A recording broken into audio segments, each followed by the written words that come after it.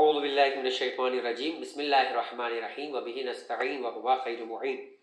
رب اشرح لی صدری ویسر لی امری واحلل عقدۃ من لسانی یفقہوا قولی۔ سامعین کرام، درس فقہ کے سلسلے میں وقف کے احکام آپ کی خدمت میں بیان کیے جا رہے تھے، یعنی کسی پراپرٹی کو ملکیت سے نکال کر کسی خاص مقصد کے لیے جو ہے وہ استعمال کی نیت کر لینا، جس کے بعد نہ واقف خود اس پراپرٹی کو استعمال کر بیچ سکتا ہے، ملکیت میں لے سکتا ہے، ٹھیک ہے، اور نہ ہی مثال کے طور پہ اس کو کسی اور کو منتقل کیا جا سکتا ہے۔ یا عام طور پہ اس مقام پر زیادہ تر کیا جاتا ہے کہ جہاں پر اگر کوئی چاہتا ہے کہ میری جو پراپرٹی ہے، جو میری چیز ہے، اس کا ایک لانگ ٹرم فائدہ لوگوں تک ہو اور وہ بیچ کے یا ادھر ادھر منتقل کر کے ذاتی فائدوں کے اندر تقسیم نہ ہو جائے، ختم نہ ہو جائے۔ اولاد ہے، ایک مکان ہے، بڑی محنت سے تیار کیا گیا ہے، چاہتے ہیں کہ نسلوں تک استعمال ہو، تو یہ کام کیا جاتا ہے۔ کوئی پراپرٹی ہے، مسجد کے لیے لانگ ٹرم استعمال ہو رہی ہے، مدرسوں میں ہو رہی ہے، ہاسپٹلز ہو رہی ہے، تو کوئی بیچ نہ سکے اس کو، اور جس مقصد کے لیے وہ خرچ دے کے جا رہا ہے اسی مقصد سے جو ہے وہ استعمال ہوتی رہے اور اس کار خیر کے اعتبار سے اس کو ثواب بھی ملتا رہے۔ تو اسی اعتبار سے جو آج مسئلہ ہے 2647 کہ جو شخص کسی چیز کو جو اس نے وقف کی ہے، اگر اس نے اس کا کوئی متولی بھی معین کیا ہے، سرپرست ہے، کوئی گارڈین ہے کہ جو اس کو چلا رہا ہے، تو ضروری ہے کہ وہ جو اس کو ہدایات دی گئی ہے اس انداز سے اس کو خرچ کرے۔ مثال کے طور پہ کوئی مسجد ہے جسے وقف کیا گیا ہے کہ یہاں پہ جو ہے وہ فلاں جو ہے وہ طبقے کے لوگ آ کر نماز پڑھیں گے، یا یہ ایریا جو ہے وہ نماز پڑھنے کا ہے، اور یہ ایریا مثال کے طور پہ ان کی استراحت کے لیے بنا کے گیا ہوا ہے، یا اس ایریا کو جو آنے والے مسافروں کے لیے جو وہ شارٹ ٹرم ان کے جو ہے وہ رہائش کے طور پہ اختیار کرنے کے لیے دیا جائے، نہ کہ کرائے پہ دیا جائے اس کو۔ تو جیسا وہ واقف نے کہا ہے اس انداز سے جو اس کو استعمال کیا جائے۔ لیکن اگر واقف نے کوئی متولی معین نہیں کیا اور اس کا مال مخصوص افراد اپنی اولاد کے لیے وقف کیا گیا، تو وہ افراد اس سے استفادہ کرنے میں خود مختار ہے۔ پھر کوئی جب شرط نہیں کی گئی ہے تو کوئی شرط ہے بھی نہیں، وہ جیسا چاہے اس کو استعمال کرے۔ لیکن اگر وہ بالغ نہ ہو تو پھر ان کا جو سرپرست ہے وہ مختار ہے کہ ان بچوں کے مصلحت کے اعتبار سے جو ہے وہ ان بچوں کے لیے اس کو استعمال کرتا رہے، اور اس متولی کو جو ہے وہ ایسی صورت کے اندر حاکم شرع سے کسی بھی طرح کے استفادے کے لیے اجازت لینے کی ضرورت نہیں ہے۔ یعنی اگرچہ یہ وقف ہے، اس میں ایک عنوان ہے کہ کیا وقف شدہ چیزیں جو ہے وہ حاکم شرع کے پاس ہے، کہ اگر وہ اسپیسیفک کسی خاص گروہ کے لیے اگر متولی ہے تو متولی، اور اگر متولی نہیں ہے اپنے خاندان کے لیے دیا ہے تو خاندان کے اندر موجود بالغ افراد خود ذمہ دار ہے، خود استفادہ کرے۔ نابالغ ہے اور اگر اس کا کوئی ولی ہے یا کوئی سرپرست ہے تو وہ جو ہے وہ اس کے ذریعے استفادہ کرے۔ حاکم شرع اس حد تک کسی طرح کی دخالت نہیں رکھتا، لیکن ایسا کام جس میں وقف کی بہتری یا آئندہ نسل کی بھلائی ہو اور اس میں اس طرح کا تصرف کرنا، مثلا وہ اس طرح کے گھر کو جو ہے وہ رینوویٹ کرنا ہے، یا کوئی حصہ جو گرنے والا ہے اسے جو ہے وہ گرا کر دوبارہ اس کو تعمیر کرنا ہے، تو اس کام کے لیے فرمایا کہ جو ہے وہ اس کا جو اختیار ہے وہ حاکم شرع کے پاس ہے۔ وہ پھر یہ اولاد یا موجود طبقے میں افراد جو ہے اس کو اس طرح سے توڑ پھوڑ کر کے اس کے اندر پیسہ نہ لگا سکتے اور نہ اس میں سے اس طرح سے کوئی چیزوں کو جو ہے وہ آگے پیچھے اس کی جو ہے وہ شیپ میں یا اس کی صورت کے اندر کوئی تبدیلی لا سکتے۔ تو اس طرح سمجھ میں آیا کہ استفادے کی حد تک حاکم شرع سے اجازت یا اس کی کسٹوڈی میں ہونا ضروری نہیں ہے، لیکن اگر اس کے اندر کوئی چینج کرنا ہے، اس کے اندر کوئی تعمیر کرنی ہے، تو پھر جو ہے وہ حاکم شرع کی دخالت لازمی ہے وقف شدہ پراپرٹی کے اندر۔ اگلا مسئلہ ہے 2648 کہ اگر مثال کے طور پہ کوئی شخص کوئی مال جو ہے وہ فقراء یا سادات کے لیے وقف کرے، اور یا یہ کہے کہ اس کا جو منافع ہے اس پراپرٹی کا کرائے کے ذریعے سے، یا اس کو جو کوئی اس نے سیٹ اپ لگایا ہوا ہے، اس کا جو بھی پروفٹ آتا ہے وہ جو ہے وہ فقراء کے اوپر یا سادات پہ خرچ کیا جائے، تو کون مثال کے طور پہ اس کو ان سادات تک پہنچائے گا یا ان فقراء کی جو ہے وہ اس کی ڈسٹریبیوشن کا دھیان رکھے گا؟ تو اگر متولی نہیں ہے، اگر وہ خود متولی معین کر کے گیا ہے تو متولی، لیکن اگر متولی نہیں ہے تو پھر حاکم شرع اس پراپرٹی سے حاصل ہونے والے منافع کا حساب کتاب اور اس کی تقسیم کا جو ہے وہ ذمہ دار ہوگا، اور اسی کی اجازت سے جو ہے اس کو خرچ کیا جائے گا۔ مسئلہ نمبر 2649 اگر کوئی پراپرٹی جو ہے وہ آپ نے جو ہے وہ اس انداز سے دی ہے کہ مخصوص افراد کے لیے اسے وقف کیا ہے، تو پھر ایک کے بعد ایک پشت اس سے جو ہے وہ استفادہ کرتی جائے گی، اور اس طرح سے کہ جو ہے وہ اس کے اندر جب تک یہ پشتیں باقی رہے گی تب تک اس کا استعمال باقی رہے گا۔ البتہ کہہ رہے ہیں کہ اگر اس کا جو کرایہ ہے وہ خود جو ہے وہ جو پراپرٹی استعمال کرنے والے افراد ہیں ان کا کوئی متولی ہو اور وہ اس پراپرٹی کو کہا جائے کہ اس کا جو کرایہ ہے وہ میری اولاد پہ خرچ کیا جائے، تو متولی جو ہے وہ اس کا ایگریمنٹ کرے گا اور اس کا کرایہ جو ہے وہ واقف کی اولاد کے اوپر خرچ کرے گا۔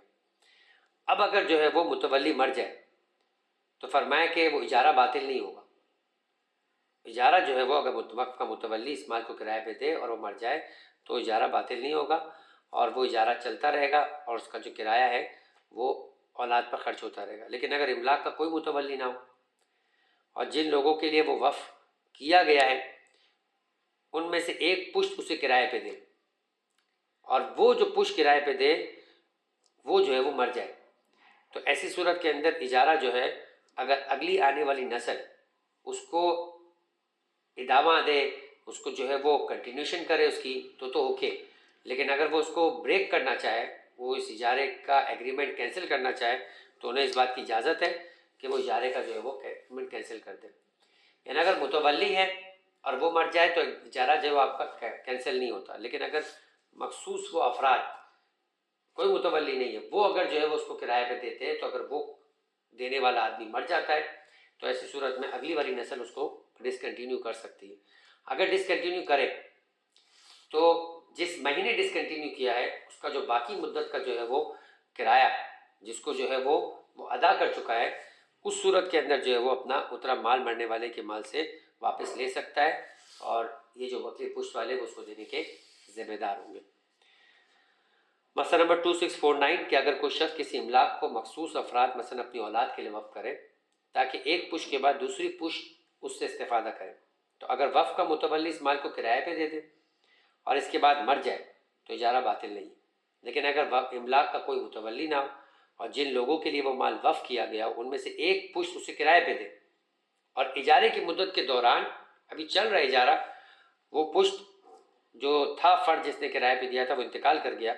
تو جو پشت اس کے بعد وہ اگر اجارے کی تصدیق نہ کرے اسے کنٹینیو نہ کرنا چاہے تو اجارہ باطل کر سکتے ہیں، تو اجارہ باطل بھی ہو جائے گا۔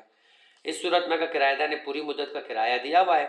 تو اجارہ باطل ہونے کے بعد وہ اجارے کی مدت کے خاتمے تک کا کرایہ جو ہے وہ مرنے والے کے مال سے واپس لے سکتا ہے جو کہ اس نے استعمال نہیں کیا اور ایگریمنٹ جس کی بنا پر اینڈ ہو گیا۔ اگلا مسئلہ جو ہے وہ یہ کہ اگر وقف کردہ املاک برباد بھی ہو جائے، فرض کرے کہ مدرسہ گر گیا یا گھر ہے زلزلہ آیا اور ڈیمولش ہو گیا، تو کیا اس سے اس کی وقف کی حیثیت ختم ہو جائے گی؟ اب جو لوگ ہے فرض کرے کہ اگر مرنے والا کر کے گیا تھا اپنی اولاد کے لیے تو اولاد اس کو بیچ سکتی ہے، کہہ رہے نہیں اس سے وقف کی حیثیت نہیں بدلتی، بجز اس صورت کے کہ وقف کی ہوئی چیز کسی خاص مقصد کے لیے وقف ہو اور وہ مقصد فوت ہو جائے۔ مثلا کسی شخص نے کوئی بطور باغ وقف کیا ہو، زمین کے طور پہ نہیں، اور وہ باغ برباد ہو جائے، اس انداز کی آندھی یا طوفان آئے، آسمانی جو ہے وہ کوئی آفت آ جائے تو وقف باطل ہو جائے گا، چونکہ باغ بطور باغ جو ہے وقف کیا گیا تھا اور وہ باغ ہی نہیں بچا اور واقف کے ورثہ کی ملکیت میں دوبارہ داخل ہو جائے گا۔ اب وہ چاہے تو یہاں باغ بنائے، اب وہ چاہے تو یہاں پر مثال کے طور پہ کوئی اور تعمیرات کرے یا اس کو اپنے کسی اور خاندانی غرض کے اندر اس کو استعمال کرے۔ مسئلہ نمبر 2651 اگر کسی املاک کا کچھ حصہ وقف ہو اور کچھ حصہ وقف نہ ہو، مثلا 2 اسٹوری بلڈنگ ہے، اپر اسٹوری جو ہے وہ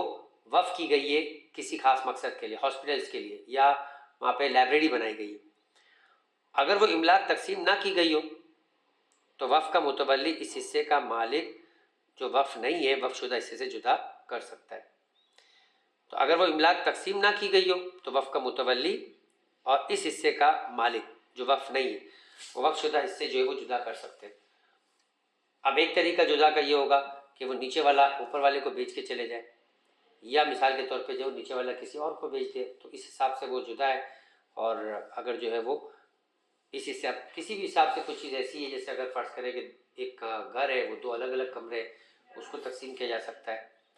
باغ ہے اس کو تقسیم کرنا ہے، زمین ہے فرض کرے کہ ایک آدھا حصہ مسجد کے لیے دی گئی ہے تو باقی آدھا حصہ وہ کسی اور پراپرٹی کے طور پہ اس کو بیچ سکتا ہے۔